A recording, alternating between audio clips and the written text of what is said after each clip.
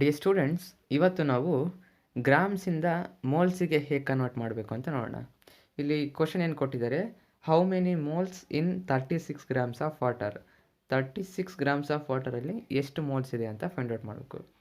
ಇದಕ್ಕೇನು ಮಾಡಬೇಕು, first step molar mass of water molecule find out ಮಾಡಬೇಕು. ವಾಟರ್ದು ಎಷ್ಟು ಮೋಲಾರ್ ಮಾಸ್ ಇದೆ ಅಂತ. ಸೊ ವಾಟರ್ದು ಮೋಲಾರ್ ಮಾಸ್ ಎಷ್ಟು, ಹೈಡ್ರೋಜನ್ದು atomic mass number 1 plus 1, 2 hydrogen ಇದ್ದಾವೆ ಹಾಗೆ. ಸೊ ಆಕ್ಸಿಜನ್ದು ಅಟಾಮಿಕ್ ಮಾಸ್ ನಂಬರ್ ಎಷ್ಟು, 16. ಸೊ ಟೋಟಲ್ ಎಷ್ಟು ಬಂತು, 18 ಬಂತು ಅಲ್ವಾ, 18 ಗ್ರಾಮ್ ಪರ್ ಮೋಲ್.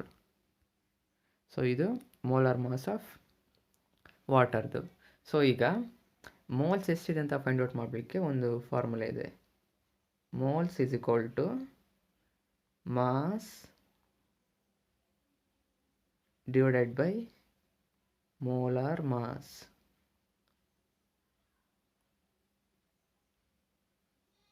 ಈ ಫಾರ್ಮುಲಾದಲ್ಲಿ ಅಪ್ಲೈ ಮಾಡಬೇಕು.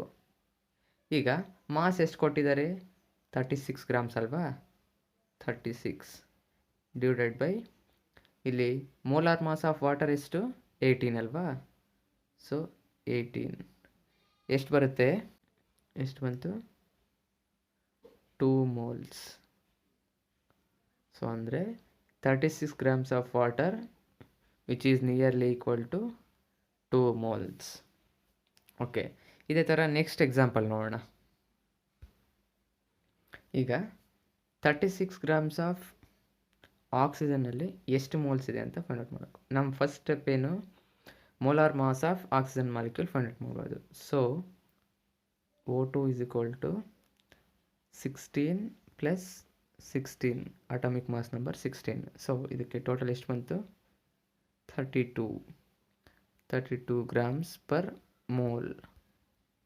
ಸೊ ಈಗ moles is equal to mass divided by molar mass. Mass ಎಷ್ಟಿದೆ, ಎಷ್ಟು ಕೊಟ್ಟಿದ್ದಾರೆ, 36 ಗ್ರಾಮ್. ಅದೇ ರೀತಿ ಮೋಲಾರ್ ಮಾಸ್ ಎಷ್ಟಿದೆ, 32. ಸೊ ಎಷ್ಟು ಬರುತ್ತೆ, 36 ಡಿವೈಡೆಡ್ ಬೈ 32 ಎಷ್ಟು ಬಂತು, 1.125 ಮೋಲ್ಸ್ ಇದೆ ಅಲ್ವಾ.